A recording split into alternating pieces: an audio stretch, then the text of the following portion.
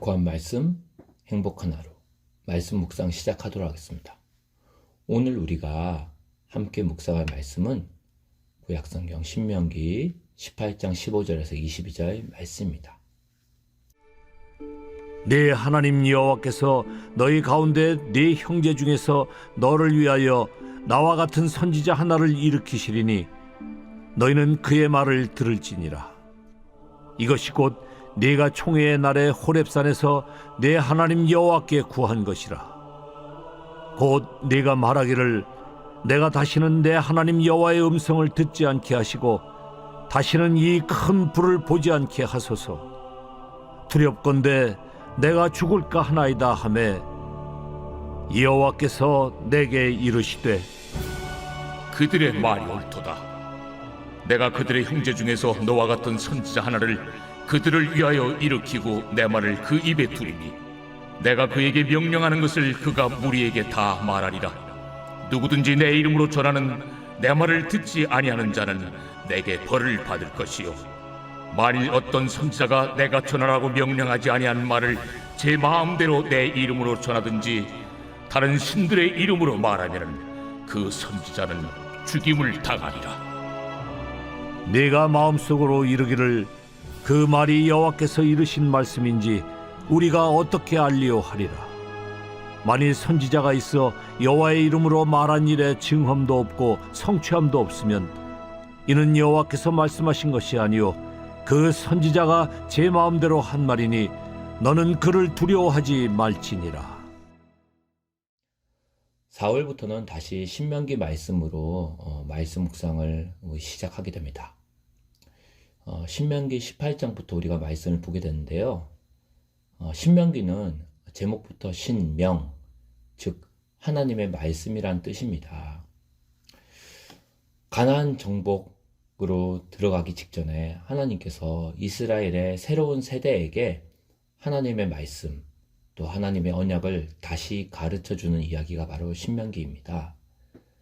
요단강을 건너서 가나안 땅으로 들어가기 바로 전에 요단강 동편에서 보낸 바로 몇 주간의 그 시간 동안에 있었던 이야기죠.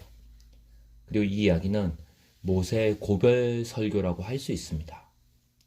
우리는 이 신명기를 통해서 다시 한번 하나님의 성품, 또 하나님의 주권, 또 하나님을 향한 예배와 하나님의 백성으로서의 삶이 어떻게 해야 하는지를 확인할 수 있습니다.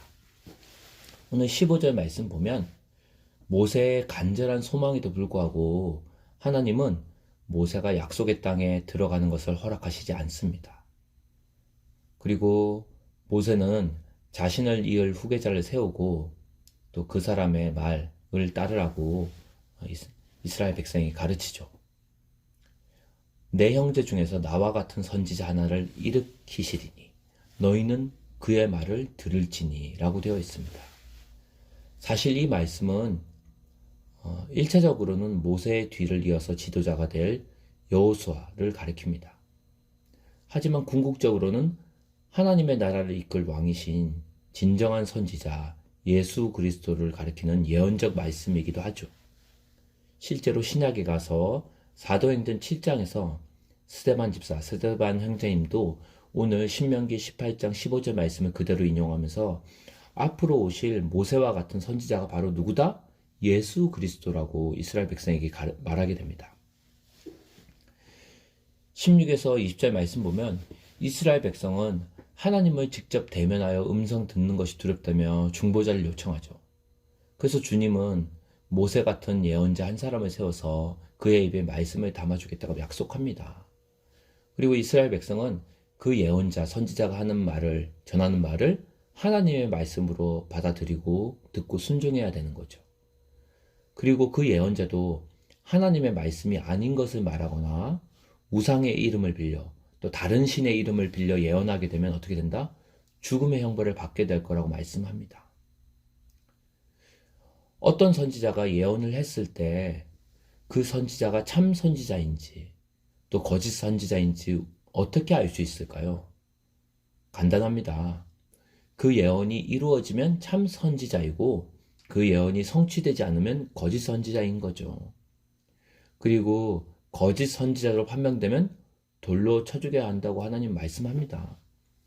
오늘 말씀을 통해 하나님께서는 구약 시대에 당신이 기름 부으시고 선택하신 선지자들을 통해서 하나님의 뜻을 알리시고 또 때가 되어 그 뜻이 이루어지는 것을 보게 하셨습니다. 그래서 이 선지자 제도는 궁극적으로는 참된 진정한 선지자가 되시는 예수님을 예표합니다. 예수님은 이 땅에 참된 예언자, 궁극적인 선지자로 오셔서 하나님의 말씀을 전하셨고 또 하나님과 사람 사이의 완전한 중보의 역할을 담당하신 참 선지자이자 대제사장이 되신 거죠. 하나님께서는 이 선지자 예언, 선지자 제도를 통해서 장차 예수님께서 참 선지자로서 이 땅에 곧 온 인류를 구속할 메시아로서 이스라엘 민족의 혈통에서 나실 것을 드러내신 거예요. 하나님께서는 때마다 이스라엘에게 당신의 선지자를 보내주셔서 그들을 바른 길로 인도하시고 하나님의 백성이 나아갈 바를 제시해 주셨습니다. 그리고 하나님께서 세우시는 그 예언자는 그들의 말 한마디까지라도 성취되게 하십니다. 왜냐하면 하나님의 말씀이기 때문입니다. 그리고 그들에게 표적을 주심으로 하나님의 권위를 입증해 주셨죠. 그런데 하나님으로부터 온 선지자들이 했던 모든 예언들은 후일에 오실 한 선지자에 대한 한결같은 증언으로 수렴됩니다. 우리는 오늘 본문을 보면서 예수님이 바로 선지자들이 그토록 예언했던, 그리고 모세를 통해서 주님께서 처음에 예언했던 바로 그 예언, 선지자, 바로 너희를 위해 하나님께 주실 그 마지막 예언자, 그 말씀을 성취하기 위해 오신 분임을 알 수 있다는 거죠. 예수 그리스도는 바로 하나님께로부터 받은 모든 진리의 말씀을 선포하셨을 뿐만 아니라, 예언하셨을 뿐만 아니라 완전하게 살아내셨고 또 성취하셨습니다. 그분의 말씀은 1.1획도 어긋나지 않고 그대로 성취되었죠. 또한 예수님은 말씀뿐만 아니라 그분의 삶 역시도 하나님의 예언의 정확한 성취였습니다.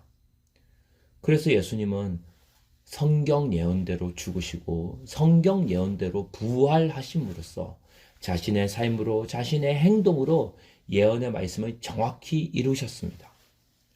성경을 보면 하나님의 백성 이스라엘이 하나님이 보낸 선지자와 그를 통해 하시는 하나님의 말씀을 무시했을 때 결국 어떻게 되었을까요?